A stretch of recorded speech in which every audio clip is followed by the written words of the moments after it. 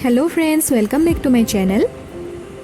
আজি মই আপোনালোকৰ কাৰণে লৈ আহিছো মাছ আৰু খৰিচাৰ এখন জুতি লগা আঞ্জা বা আপোনালোকে হেয়া খৰিচা মাছ বুলিও ক'ব পাৰে। এতিয়া যেহেতু বাঁহগাজ আমি সহজতে পাইছো, বজাৰত কিনিবলৈ পাইছো, হেহে আপোনালোকে খৰিচা আৰু মাছৰ এখন জুতি লগা আঞ্জা বনাই খাব পাৰে। আপোনালোক যদি মোৰ চেনেলত নতুনকৈ আহিছে তেতিয়াহলে মোৰ চেনেলটো সাবস্ক্ৰাইব কৰিবলৈ নাপাহৰিব আৰু কাষতে থকা বেল আইকনটো প্ৰেছ কৰি দিব। আহকচোন তেতিয়াহলে চাই লওঁ।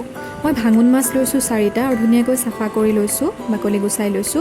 তাৰ পিছত এটা পিয়াজ মই সৰু সৰুকৈ কাটি লৈছো, আদা নহৰু অলপ পিচি লৈছো, আলু 2টা মই সৰু সৰুকৈ কাটি লৈছো পাতলকৈ, খৰিচা লৈছো।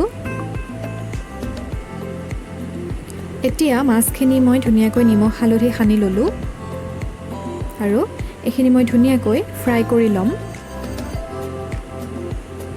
এইখন আঞ্জাত আসলতে আলুটো অপচনেল হয়। আপোনালোকৰ ওচৰত যদি খৰিচা সৰহকৈ থাকে তেতিয়াহলে আলু ব্যৱহাৰ নকৰিলেও হ'ব, কিন্তু মোৰ ওচৰত খৰিচা কম আছিলে হেহে মই আলুটো ব্যৱহাৰ কৰিছো। তাৰ পাছত মই মাছখিনি ধুনীয়াকৈ ফ্ৰাই কৰি লম। এয়া আমাৰ মাছ ফ্ৰাই কৰা হৈ গৈছে। এতিয়া হে একেখন কেৰাহীতে মই অলপ তেল এড কৰি পিয়াজখিনি দিছো। পিয়াজখিনি অলপ গোল্ডেন কালাৰ হোৱালৈকে মই ভাজি লম। এতিয়া মই এড কৰিছো আদা নহৰু পিচি লোৱাখিনি। তাৰপিছত লৰাই দিছো। এতিয়া মই এড কৰিছো হালধি, তাৰপিছত আকৌ লৰাই দিছো। এতিয়া মই এড কৰিছো আলু। আলুখিনি মই পাতলকৈ কাটিছো, তেতিয়া আলুখিনি সোনকালে সিজিব আৰু টাইম কম লাগিব। এতিয়া মই এড কৰিছো খৰিচা, আকৌ লৰাই দিছো। খৰিচাখিনি দিয়াৰ পাছত ইয়াৰ পৰা বহুত ধুনীয়া এটা স্মেল ওলাই আহে। এতিয়া মই জোখমতে ইয়াত নিমখ দিছো। ইয়াত মই মছলা একেবাৰে ইউজ কৰা নাই, যেহেতু গৰমৰ দিন ইমান মছলা খোৱাটো ইমান ঠিক নহয়।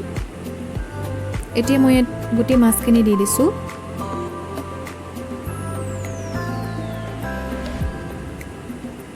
একেবাৰে শেষত মই এড কৰিছো পানী।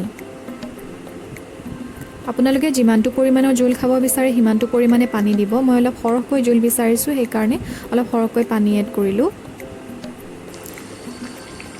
এইখিনি উতলিবলৈ লৈছে, মই অলপ নিমখো এড কৰিলো ইয়াতে।